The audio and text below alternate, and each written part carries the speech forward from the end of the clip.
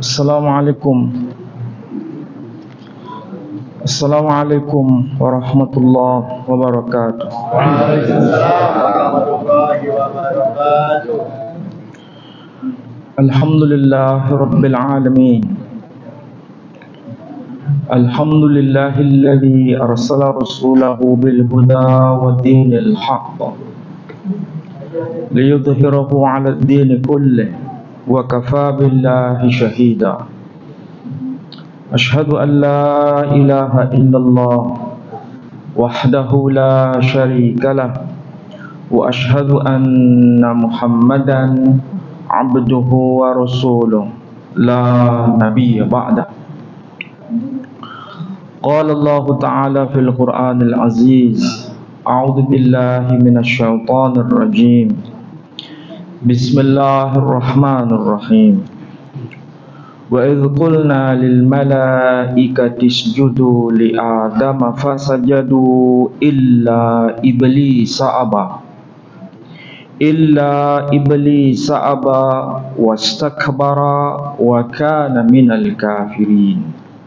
Al-ayah. Shadaqallahul azim.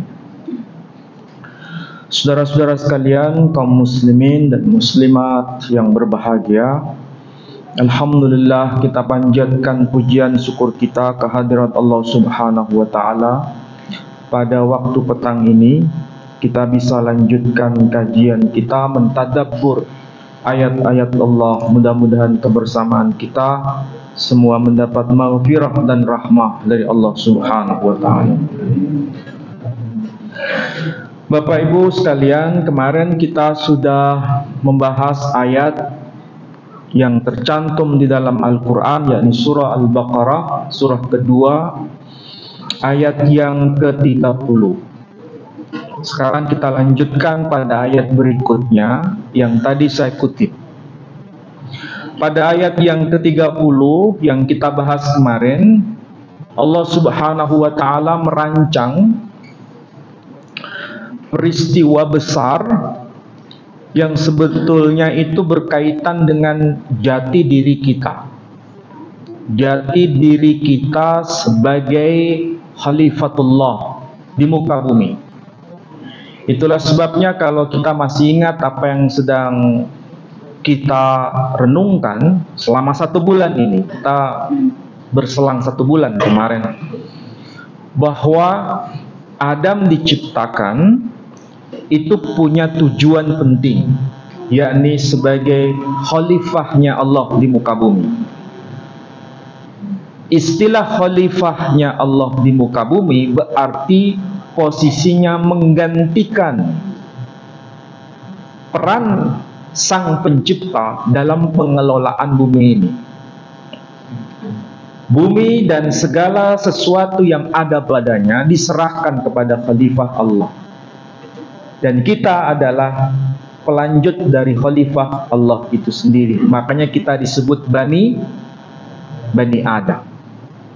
Jadi jangan main-main dengan peran ini.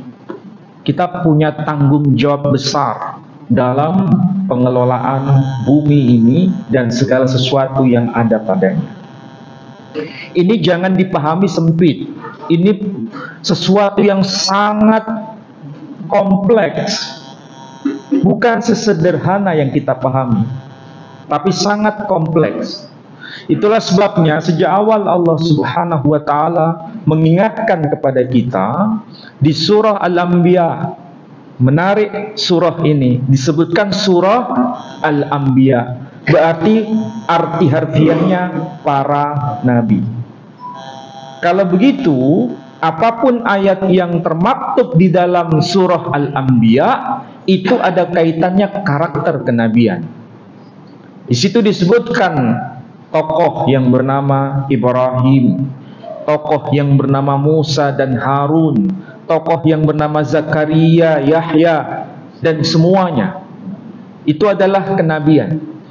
Dan kalau diingatkan di ayat 105, Bismillahirrahmanirrahim, walaqad katabna fiz zabur min ba'di dzikr annal arda yarithuha ibadiyas salihun Dan sungguh telah termaktub di dalam kitab Zabur, sebagaimana telah tertulis di Lauhil Mahfuz, annal arda yarithuha ibadiyas salihun. Sungguh bumi ini hanya diwarisi oleh orang-orang yang salih.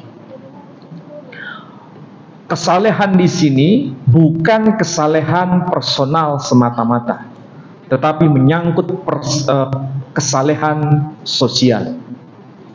Bukan hanya pribadi, tapi bersama-sama. Kalau bicara soal bersama-sama, selalu diingatkan dalam semua aktivitas kita. Makanya sholat pun diingatkan, bacaan meskipun dilakukan personal, tapi mengandung makna komunal, kebersamaan. Apa itu?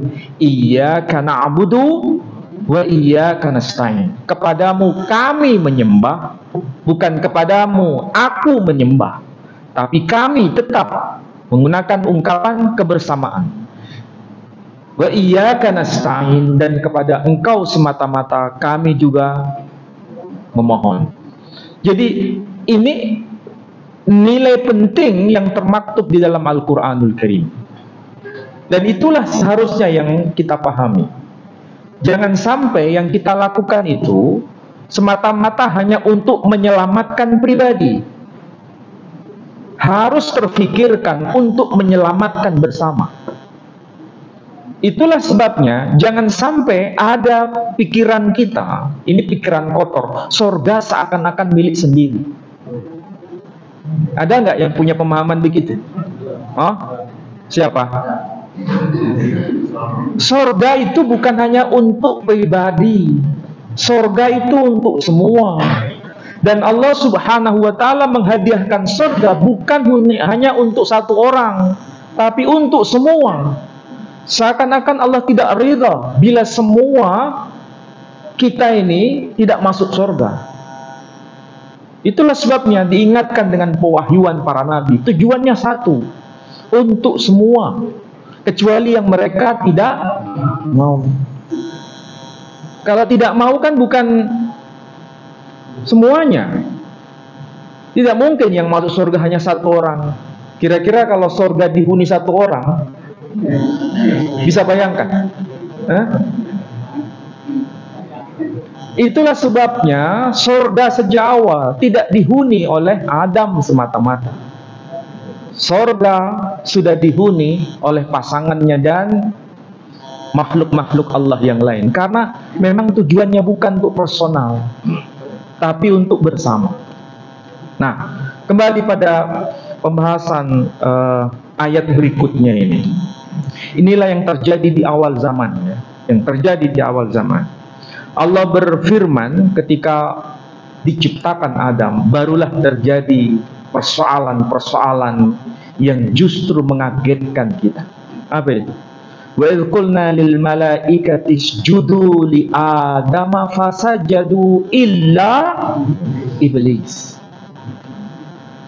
Kita harus paham peristiwa ini, kejadian ini, ya, itu terjadi bukan di tempat yang remeh-temeh. Kejadian ini terjadi di tempat, di lokasi yang amat tinggi makomnya. Sekali lagi, kalau kita mencermati ayat ini di dalam surah Al-Baqarah, ternyata diulang kembali di surah apa? Di surah Al-A'raf. Kita tahu surah Al-A'raf itu surah urutan keberapa? 7. Kenapa surah Al-A'raf diletakkan di urutan ke-7, bukan ke-5? Kenapa? Itu ada hubungannya dengan kultur Arab sendiri. Karena angka itu adalah angka tinggi. Ada kaitan ke sana. Makanya ketika peristiwa penciptaan Adam dan siapa yang tidak taat atas penciptaan Adam itu juga terjadi di tempat yang tinggi. Makanya disebut Al-A'raf, artinya tempat yang amat tinggi. Apa yang terjadi di sana? Bahkan terjadi dialog. Di sini nggak disebutkan di surah Al-Baqarah. Dialognya yang lebih ekstrim diungkapkan di surah ke-7. Apa yang dikatakan oleh iblis ini? Waktu itu belum disebut iblis. Sebelum penciptaan Adam tidak disebut iblis. Iblis itu secara harfiah maknanya yang membangkang atau sang pembangkang, itu iblis. Kalau begitu, itu nama atau gelar? Gelar. Gelar positif atau negatif? Negatif. Tidak ada sesuatu yang buruk di hadapan Allah Subhanahu wa ta'ala pada awalnya. Tetapi yang memilih itu bukan Allah, tapi sang hamba itu sendiri yang memilihnya. Apa yang dikatakan di dalam surah Al-A'raf itu? Ana khairum min khalaqtani min nar wa khalaqtahu min tin. Nah, di ayat surah Al-Baqarah, usjudu li Adam, sujudlah kalian semua kepada Adam. Mereka semua sujud. Fasajadu illa iblis, kecuali sang pembangkang. Aba wastakbar, dia benar-benar menyombongkan diri. Nah, ini pelajaran untuk kita semua. Dosa paling awal di jagat semesta ini, saya ulangi lagi, dosa, tindakan dosa yang paling awal yang muncul di jagat semesta ini adalah kesombongan. Bukan yang lain. Bukan pencurian, bukan mabuk-mabukan. Sampean kok tegang sekali. Hati-hati loh. Kesombongan itu dosa yang paling awal. Dan dosa yang paling awal ini mengerikan.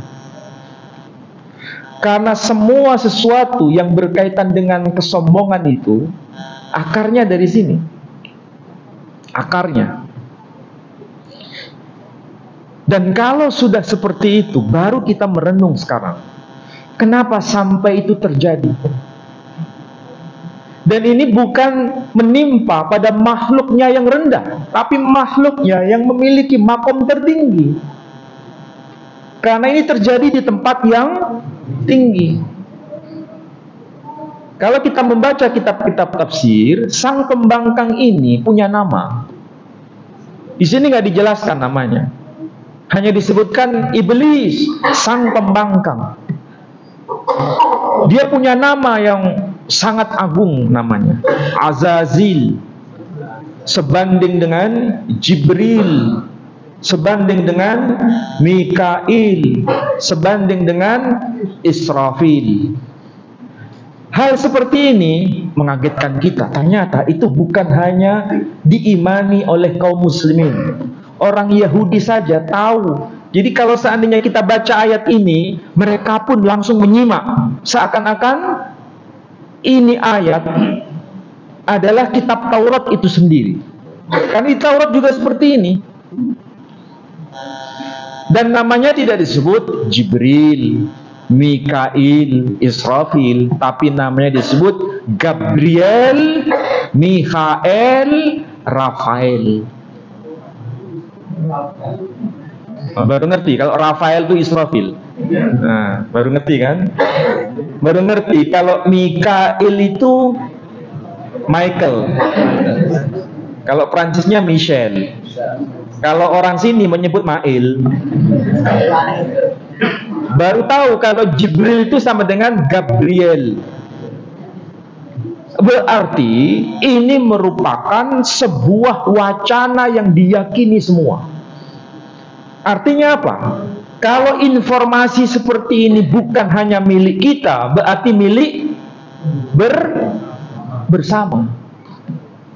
Bukan hanya milik kita sebagai muslim, tapi juga milik mereka yang non-muslim. Berarti ini teguran keras bagi kita. Memang betul bumi ini diwarisi oleh orang-orang yang saleh. Dan ayat ini juga ada termaktub di kitab mereka juga. Aneh ini. Saya kadang-kadang berpikir ulang, kenapa ya ayat seperti ini masih terpelihara di kitab mereka. Meskipun kita tahu mereka juga mengotak-atik, ya kan? Tapi ayat begini ternyata masih tercantum di kitab mereka. Berarti Allah sedang apa? Sedang menjaga ayat itu supaya menjadi pikiran bersama.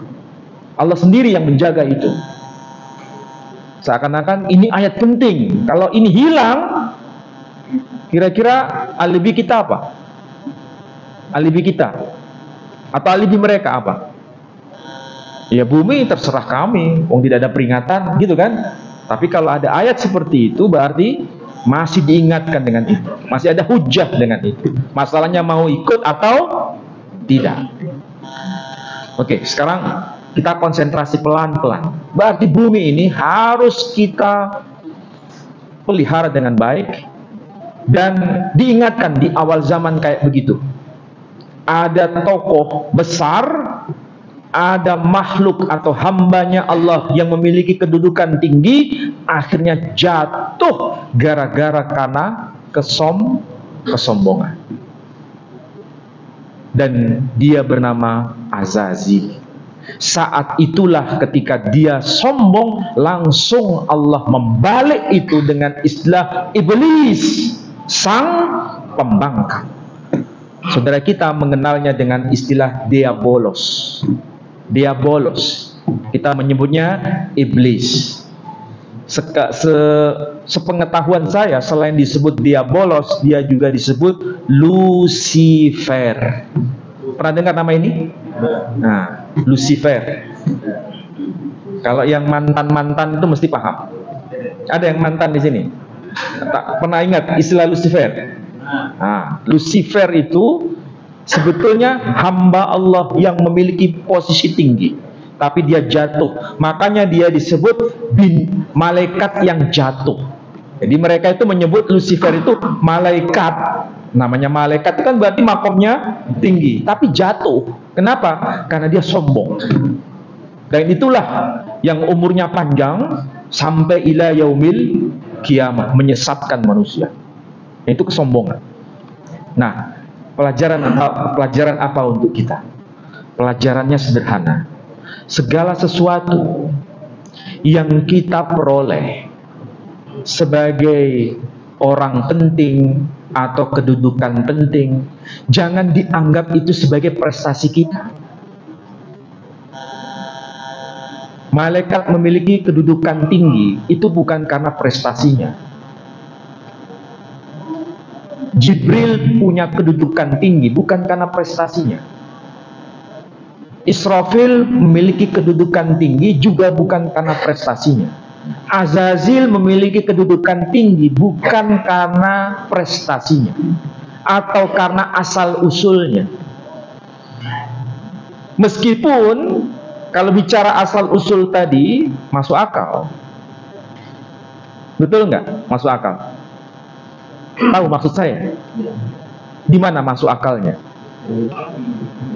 Ana khairum min, aku lebih baik daripada dia. Itu masuk akal. Alasan itu reasonable, alasan yang dapat diterima sebenarnya. Dan faktanya betul kan? Dia diciptakan dari apa? Nar. Jibril diciptakan dari apa?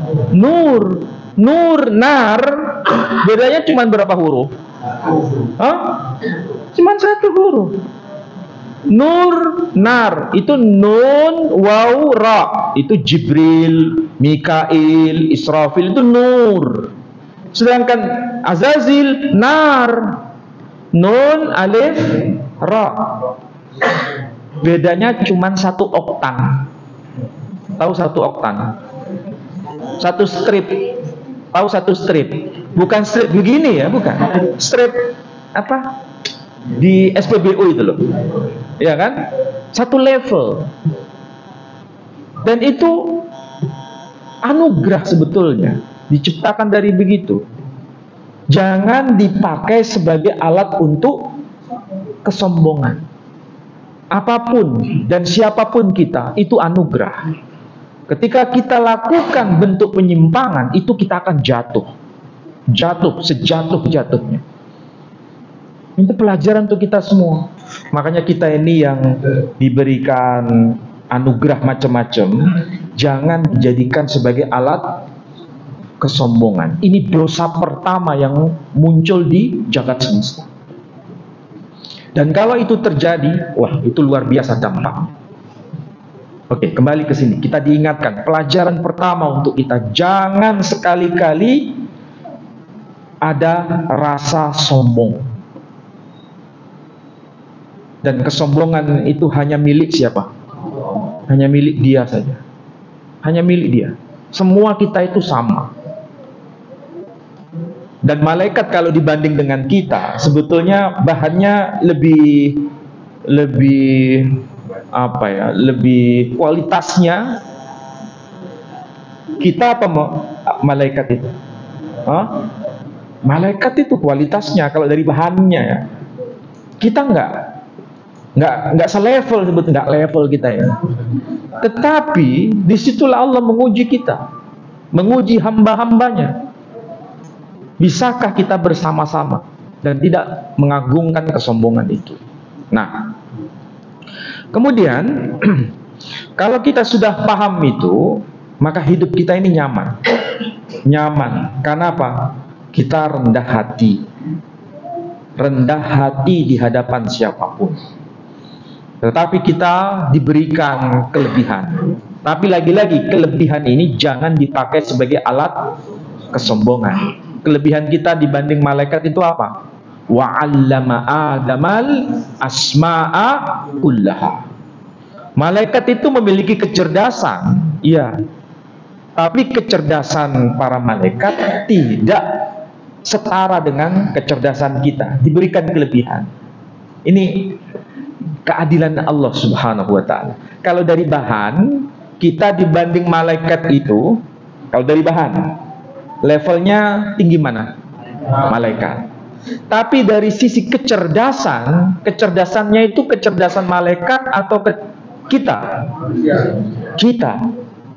Jadi di sini ada plus minus, ya kan? Ada plus minus. Kalau bahasa Cinanya ada yin dan yang ibaratnya begitu, ibaratnya. Jangan disamakan ya. Ini ibarat, ada plus minusnya. Jadi nggak ada kita ini yang sempurna dalam segala hal. Yang sempurna dalam segala hal hanya satu, Allah Azza wa Jalla. Malaikat tidak sempurna, kita juga tidak sempurna, siapapun tidak sempurna. Semua ada plus minus. Supaya apa? Tidak ada yang bisa kita banggakan di hadapan siapapun. Dan semua harus taat dan tunduk kepada Allah Subhanahu wa ta'ala. Disitulah pesan utamanya sebenarnya. Mudah-mudahan ini ya, kita sebagai manusia yang semakin canggih peradaban ini, akibat kecerdasan yang kita miliki, itu bukan bertujuan untuk memanipulasi. Tahu arti memanipulasi? Menyelewengkan. Apapun bentuknya. Kejujuran itu penting. Dan tujuan apapun yang kita lakukan itu hanya untuk kemaslahatan ummah, kemaslahatan bersama. Bukan untuk kepentingan pribadi, tapi untuk semua. Saya punya teman, seorang kiai. Kiai ini kalau disebut namanya, orang Madura semua hormat. Karena ini pondok tertua. Dan pondok ini tidak menggunakan bahasa Indonesia. Pondok ini semuanya ketika membahas atau mendaras kitab-kitab kuning, semua pakai bahasa Madura. Tahu namanya? Ra'abdu. Kalau disebut Ra'abdu, semua orang tahu. Semua orang Madura, baik di Indonesia maupun di luar negeri, semua tahu. Oh, Ra'abdu, tahu. Karena ini pondok tua. Hah? Halo Ra'abdu. Nah, sudah tahu ya, Jember. Orang mengenalnya pondok Temporan. Pasti tahu semua. Karena ini sanad gurunya jelas tuh, sampai kepada siapa, sampai kepada siapa. Semua paham. Itu hari ini sudah dia bikin yang namanya pasar anti kapital. Bayangkan. Dia bikin pasar anti kapital. Pasar itu hanya diperuntukkan bagi mereka yang mustadafin untuk berjualan di situ. Tidak dipungut biaya. Tidak dipungut biaya. Dan barang-barang yang ada di sana yang semua dijual semuanya halal. Dan tidak boleh dimonopoli oleh siapapun. Dan dia tidak mengambil keuntungan dari itu sama sekali. Kira-kira bisa nggak begitu? Yang lain maksud saya bisa? Sangat susah, sangat susah, sangat susah. Dan yang lebih mengagetkan kita, ini nyambung dengan apa yang saya sampaikan kemarin. Hari seperti ini sudah dikoordinasi semua kabupaten, baik di kawasan Pulau Madura sampai yang Jawa Timur, ya, itu ada koordinatornya masing-masing untuk apa? Menggerakkan pertanian yang sifatnya organik, pertanian yang bebas dari kimia, dan tidak boleh ada monopoli di situ. Karena apa? Tujuannya satu, untuk keluar dari sistem Dajjal ini. Karena segala sesuatu yang sifatnya monopoli mesti kaitannya ke sono.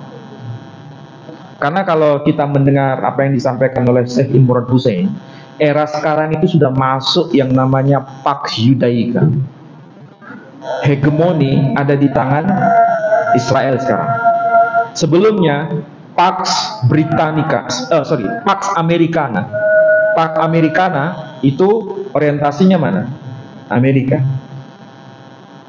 Sekarang sudah beralih. Dulu dolar ya yang berkuasa. Sekarang dolar sudah mulai kolapskan. Makanya sekarang beralih kemana? Makanya ini sebetulnya ada kaitan dengan elit global. Jadi kita hidup ini tidak sendiri. Kita itu hidup bersama-sama. Kita harus punya komitmen bersama. Makanya kadang-kadang aneh, ada yang dengar kemarin tuh kalau bicara mazhab gegerannya itu sampai sundul langit, ya kan? Gegerannya itu NU dan Muhammadiyah dipisahkan oleh apa kemarin?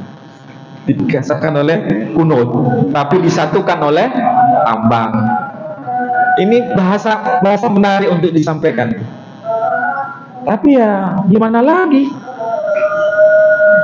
Nggak ngurus aku, mau bawa benci, bawa karepmu tak serah. Karena apa? Saya suarakan kebenaran ini. Saya nggak peduli mau dijadikan apa, mau dipinggirkan, nggak peduli saya. Karena saya punya komitmen ini. Maka kita harus ada gerakan bersama, gerakan bersama. Dan gerakan bersama ini tidak gampang, tidak gampang. Saya nggak tahu apakah lama atau dekat berlakunya uang emas dan perak itu. Kita kan masih uang kertas sekarang, masih berlaku. Dan itu nggak ada nilai sebetulnya. Tahu nggak bahwa uang kertas itu ada nilai? Nggak ada nilai. Nggak ada nilai uang kertas itu. Makanya saya sarankan kalau punya uang, jangan ditaruh di bank semua. Mikir sampean, mikir. Kalau punya uang, ubah dalam bentuk emas. Karena nilainya itu nggak berubah. Kalau kertas berubah, Dan seharusnya sebagai Muslim itu punya kepedulian secara bersama begini. Jadi jangan ribut masalah kunut gak kunut, tahlilan gak tahlilan. Itu kalau dibahas ya itu hasilnya ya begitu. Bisa disatukan? Enggak bisa. Sampai kapanpun ya ada dua pandangan. Kenapa harus dibicarakan ulang? Itu kan masalah primitif kan, masalah yang lampau. Sampai bahas lagi sekarang. berarti sampean masuk tipe manusia primitif. Wong kita ini sudah bergerak di era modern kok masih bahas yang itu lagi. Bukan salah, tapi kurang pas. Umat ini butuh kecerdasan. Makanya saya sendiri setiap pengajian tuh heran saya. Termasuk di sini saya juga heran. Kenapa yang ngaji kebanyakan tuh orang-orang yang sudah di pintu gerbang kematian?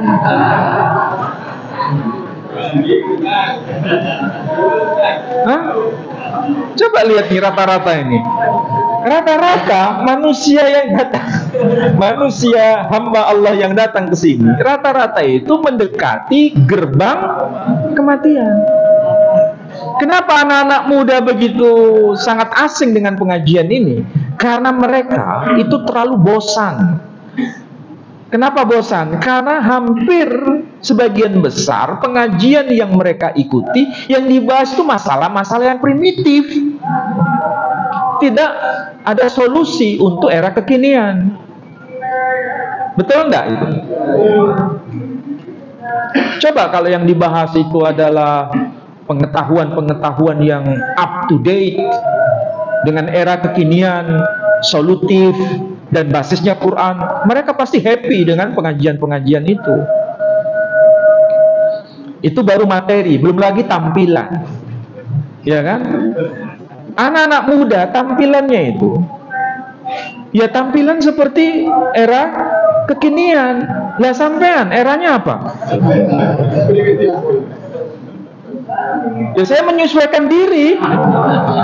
Tapi kalau saya dengan anak-anak muda ya saya pakai jin. Iya, serius. Saya kalau dengan anak-anak muda itu pakai jin. Pakai kaos ya, pakai tapi ya kaos begitu. Supaya apa? Mereka nggak ada jarak dengan saya. Kalau saya pakai beginian mendekati mereka, mereka sudah lari. Tahu maksudnya lari? Pasti wah, awas ini wong soleh gitu. Nah, nggak enak. Kita ada jarak. Nggak enak. Maka kalau ingin mendekati anak-anak kita, kan saya sudah punya anak yang paling besar itu Madrasah Aliyah kelas 3 sekarang. Itu sudah tidak saya perlakukan sebagai anak, saya perlakukan sebagai teman. Diskusi, ngobrol. Makanya kadang saya banyak belajar dengan anak saya dengan IT itu. Saya mikir, anak-anak sekarang kok canggih-canggih ya main IT-nya itu. Tapi kita ini kayaknya sudah ketinggalan zaman. Wis wayahe dikubur kayaknya kita. Sudah nggak bisa ngikuti sudah. Betul, saya merasakan itu. Sudah waktunya kita harus memisahkan diri kayaknya. Sudah nggak, bukan up to date ya. Maaf, bukan berarti merendahkan ya, bukan. Memang kita ini ada jarak. Begitu cepat ini peradaban ini dibangun. Makanya kadang-kadang kita harus banyak belajar ya. Kenapa di Jepang misalnya, itu cara mendakwahkan Islamnya itu luar biasa. Mendakwahkannya itu.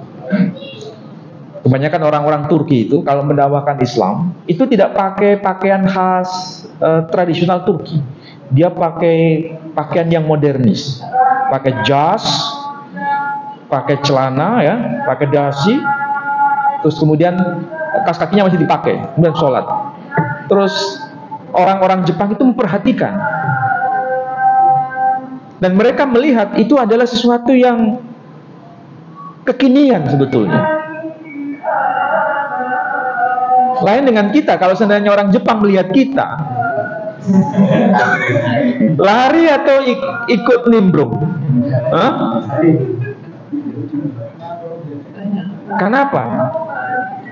Harus ada strategi mendakwahkan Islam itu. Maka sekali lagi Bapak Ibu sekalian, ada 2 catatan dari saya sebenarnya. Pertama, jangan kita ini merasa punya segala-galanya sebagai sesuatu yang dibanggakan.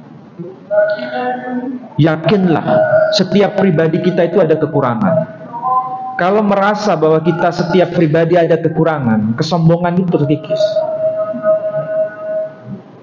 Setiap aktivitas kita, gerak kita, kalau diwarnai dengan aku tidak memiliki sesuatu yang disombongkan, maka saat itu kita langsung merasa rendah.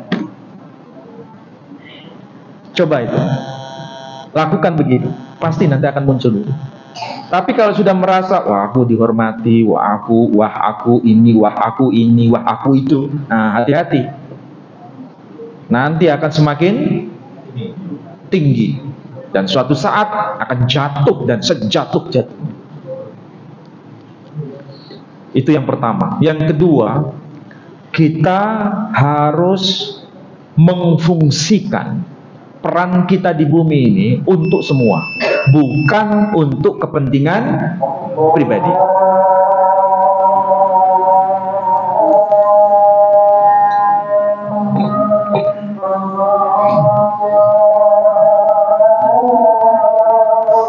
Baik, ada yang mau bertanya barangkali?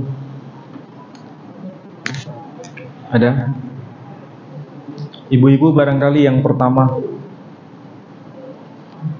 Kalau ibu-ibu nggak bertanya, berarti saya anggap sudah paham. Tinggal besok ujian.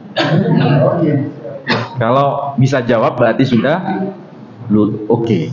Yang bapak ada yang mau bertanya? Yang belakang dulu ya, yang awal. Silakan. Ada mic nggak?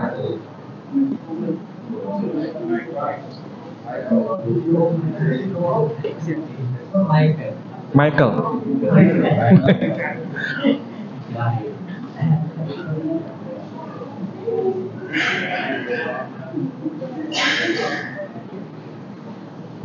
Assalamualaikum warahmatullahi wabarakatuh. Bukan saya nggak salah mendengar bahwa pada saat ini kita kaum muslim atau kita itu dalam kondisi yang dibawa dari kaum tertentu, oleh kaum Israel. Nah, ini kan fenomena ini kan sudah lama. Tapi kelihatannya justru perkembangannya dari tahun ke tahun, dari waktu-waktu, kebangkitan dari umat Islam itu belum kelihatan. Mohon pendapat Ustaz. Terima kasih. Assalamualaikum warahmatullahi wabarakatuh. Waalaikumsalam warahmatullahi wabarakatuh. Salah satu cara kenapa kita kesulitan untuk menyatukan gerak langkah yang sama itu karena kita mudah dipecah belah, divide et impera. Itu yang menjadi masalah. Divide et impera itu melalui berbagai cara, melalui berbagai jalan. Nggak usah jauh-jauh. Kalau kita dihadapkan pada persoalan mau kunut atau tidak kunut, coba apa yang kita sikapi? Tahu maksud saya? Begini, sholat berjamaah, ya, ternyata masjidnya itu pakai kunut. Ketika panjenengan jadi makmum, ikut kunut atau enggak? Ikut kunut atau enggak? Nah, ya kan pecah kan? Nah, ini pecah kan jawabannya? Ada yang ikut, ada yang enggak, gitu kan? Pecah. Ini bukti. Contoh yang kedua, yang ada di Timur Tengah. Di Timur Tengah aja. Sama-sama satu bahasa, ya, sama-sama bahasa Arab. Perhatikan Timur Tengah itu. Pecah-pecah enggak? Ya, pecah-pecah. Ada yang pro Israel, ada yang kontra dengan Israel. Makanya masalah Palestina juga mengambang. Kenapa? Mereka sendiri berpecah. Padahal bahasanya satu. Yang pakai bahasa Arab itu seluruh kawasan Timur Tengah itu bahasanya bahasa Arab semua. Yang pakai bahasa Ibrani berapa negara? Yang pakai bahasa Ibrani sebagai bahasa negara itu berapa negara? Cuman satu. Bahasa Ibrani hanya dipakai di negara Israel. Negara Palestina bahasa Arab. Negara Yordania bahasa Arab. Negara Saudi bahasa Arab, Yaman bahasa Arab, Oman bahasa Arab, Mesir bahasa Arab. Tuh, coba. Emirat Arab bahasa Arab. Bahrain bahasa Arab. Tapi mereka bersatu enggak? Enggak bersatu. Karena apa? Kepentingannya. Ekonomi dan politik. Ekonomi, terutama ekonomi itu yang paling berperan. Maka ada politik ekonomi dan ada ekonomi politik. Dua-duanya itu berjalin kelindang. Kita ini bangsa besar. Bangsa Indonesia ini bangsa besar. Saking besarnya kita nggak tahu potensi besarnya kita itu apa. Iya kan? Kita ini kenapa SDA itu sangat luar biasa. Kita ini membuat bangsa-bangsa itu iri dengan kita. Nggak usah jauh-jauh, Freeport itu saja. Itu adalah tambang terbesar dunia, bukan Asia, dunia. Itu kalau dikelola secara benar, kira-kira ada nggak orang miskin di Indonesia ya? Tapi karena ini masalahnya luar biasa, mafia-mafianya ini, mudah-mudahan di sini nggak ada yang mafia.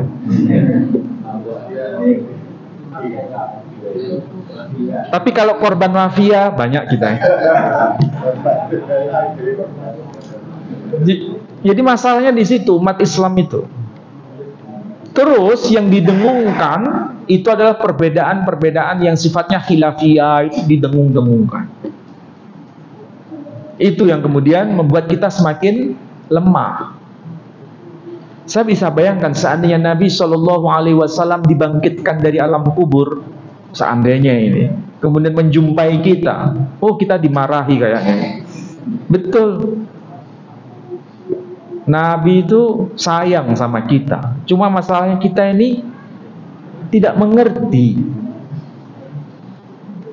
Bahkan Nabi sebelum wafat selalu mengatakan ummati, ummati, ummati. Yang dikhawatirkan itu. Maka bagaimana cara kita keluar dari emergensi kayak begitu? Ya harus rendah hati. Jangan egois. Salah satu jangan egois itu begini. Ini saya praktekkan betul. Ketika saya sholat bersama orang-orang NU, ya saya tetap begini. Meskipun sebelah saya itu juga Muhammadiyah, dia nggak angkat tangan. Gus karep lah. Saya tetap begini. Saya tetap begini. Kenapa? Untuk menjaga kebersamaan itu. Toh ini tidak ada hubungannya dengan soal surga ataupun neraka. Meskipun saya tahu mana yang harus saya pilih, yang lebih sahih. Tetapi ini demi untuk kebersamaan, karena sahih dan tidak sahih itu sifatnya dhanni. Karena dasarnya apa? Quran atau hadis? Hadis. Ini bukan Quran, dasarnya hadis. Hadis bagaimanapun kualitas hadis tetap kategorinya dhanni. Quran saja yang sudah qat'i, ya. Quran itu yang sudah qat'i. Ada nggak Quran yang dhanni? Ada nggak? Nggak ada. Semua qat'i. Tetapi di situ ada peluang untuk bisa berbeda. Bukan saling menafikan, tapi berbeda, saling menguatkan. Apa itu? Wamsahu biru'usikum wa arjulakum. Itu qiraah Hafs an Asim. Tapi qiraah Syu'bah an Asim sama-sama dari an Asim. Qiraah Syu'bah menyebut wamsahu biru'usikum wa arjulikum, bukan wa arjulakum. Kalau wa arjulakum dibasuh kakinya. Tapi kalau wa arjulikum diusap kakinya. Ini Quran. Tidak bicara soal madhab lagi. Ini Quran, nasnya sorry. Ayo, siapa yang bisa bantah ayat Quran ini? Nggak ada. Dan itu yang diajarkan Nabi SAW. Dan cara prakteknya tinggal dilaksanakan. Jadi masalahnya kita bisa nggak ikut untuk bisa bersama-sama meskipun harus berbeda. Itu saja. Kalau itu kita sanggup melakukan itu, luar biasa. Sangat-sangat luar biasa. Saya masih ingat apa yang diajarkan guru saya, Kiai Haji Abdullah Wasyan. Dia itu selalu bersama dengan ketua MUI pada masanya. Kemana-mana runcang-runcung, tahu istilah runcang-runcung?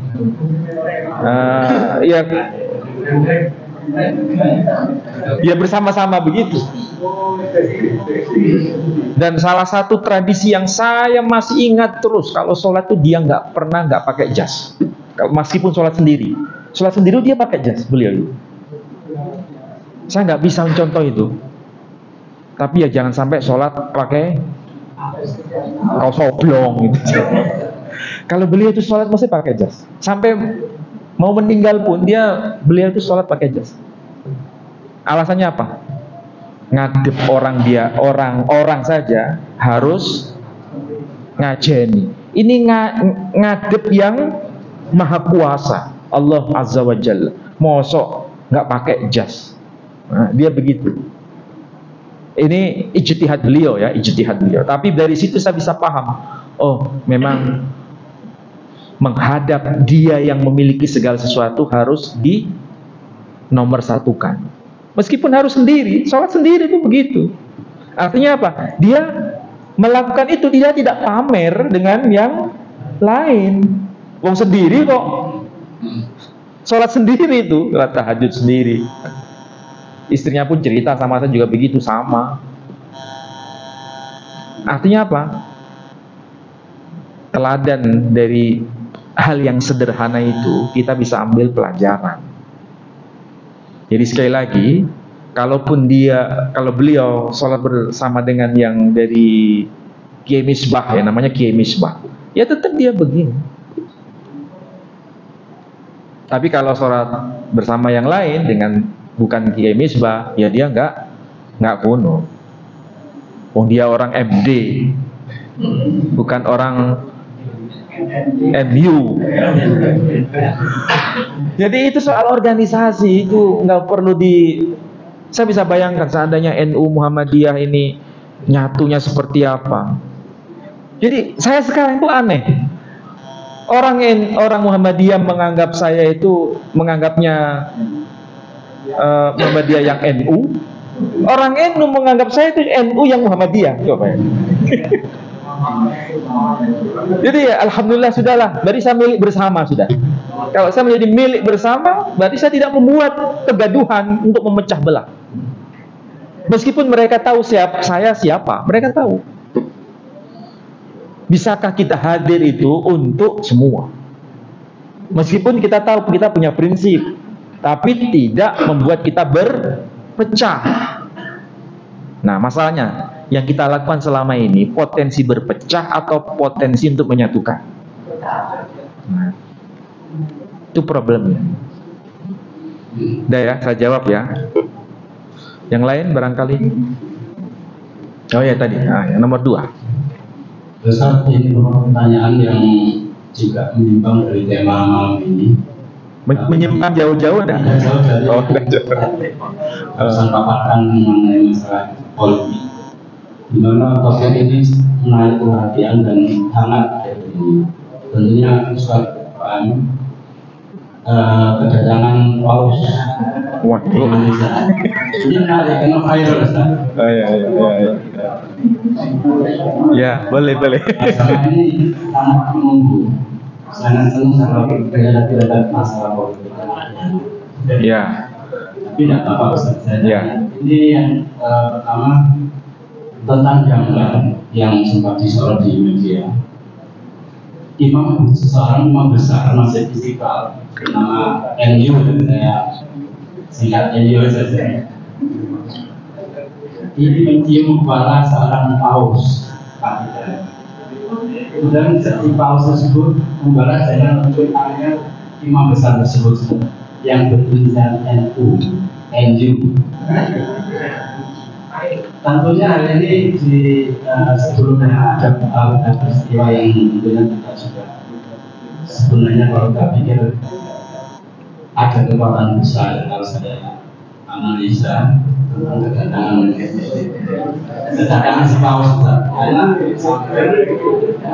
azan itu tidak boleh diserahkan secara audiovisual, tapi cukup pakai teks. Ini media yang bicarakan saya. Jadi saya hanya mengamati dan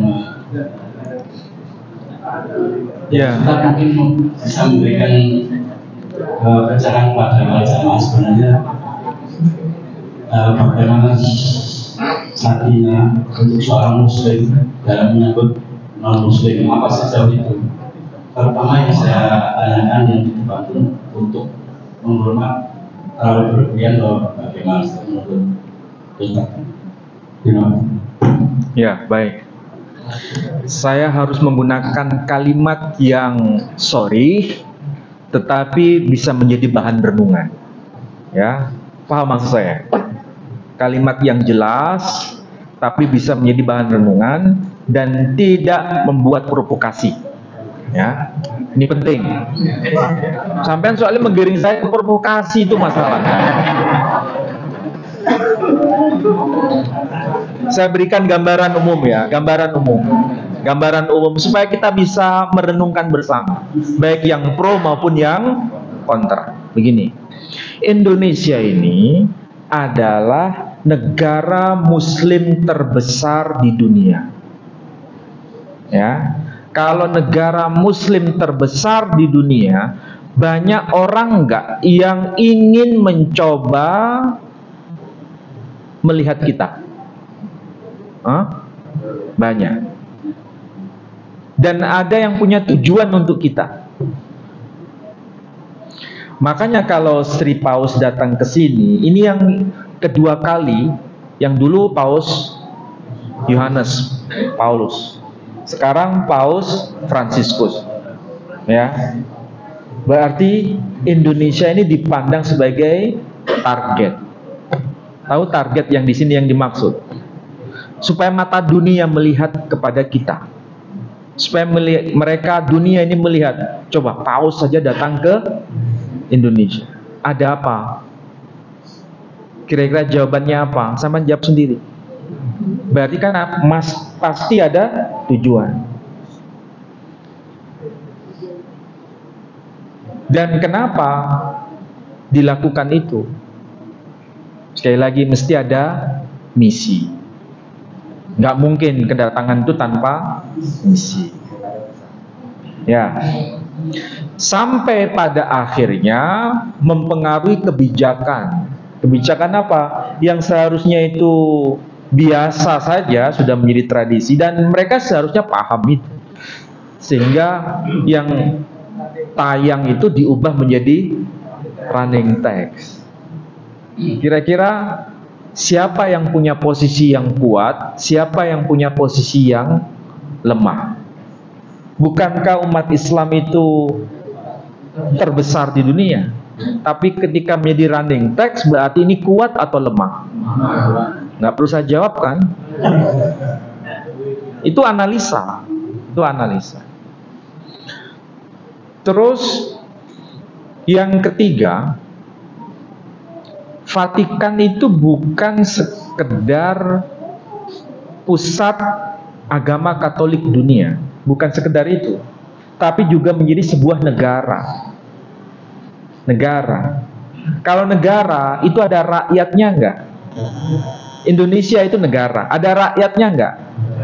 Iya, rakyatnya ada yang di Indonesia, ada yang diaspora. Ya, menyebar di berbagai negara. Vatikan itu juga punya rakyat. Bahkan rakyatnya punya identitas yang sama, agama yang sama, yakni agama Kristen Katolik. Dan rakyatnya itu ada di Vatikan atau menyebar ke seluruh dunia? Berarti rakyatnya negara Vatikan di Indonesia itu jumlahnya berapa? 1 orang, 1 desa.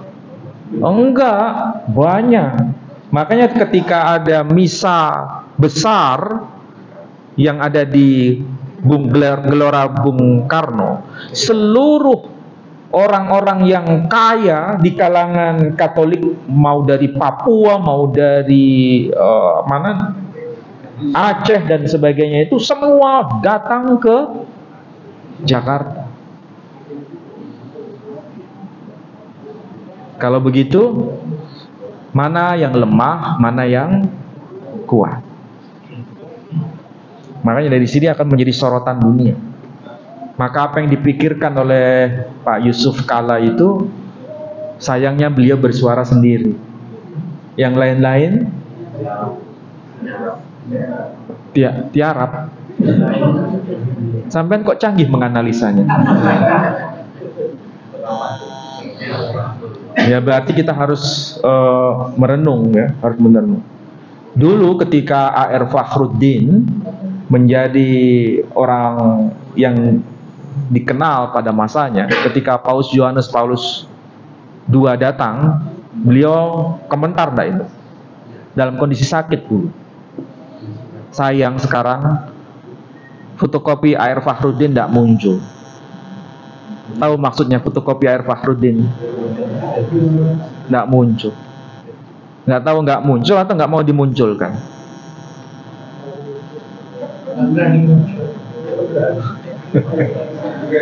Ya begitulah kita ini.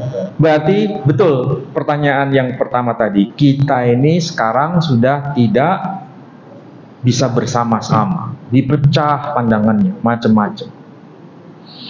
Penghormatan kepada penganut agama lain itu perintah, tapi jangan berlebihan. Itu saja. Itu yang menjadi prinsip kita. Dan memang kita harus punya prinsip. Kalau nggak punya prinsip, bagaimana kita menjadi umat beragama? Sekali lagi, penghormatan kepada umat agama lain itu harus, tetapi tidak boleh berlebihan. Itu saja. Ya, wis paham ya yang saya maksud. Jangan terlalu memprovokasi saya ke. Oke, mudah-mudahan yang saya sampaikan bermanfaat untuk saudara-saudara sekalian. Saya tutup dengan doa penutup majelis. Subhanakallahumma bihamdika asyhadu an la ilaha illa anta astaghfiruka. Assalamualaikum warahmatullahi wabarakatuh. Waalaikumsalam warahmatullahi wabarakatuh.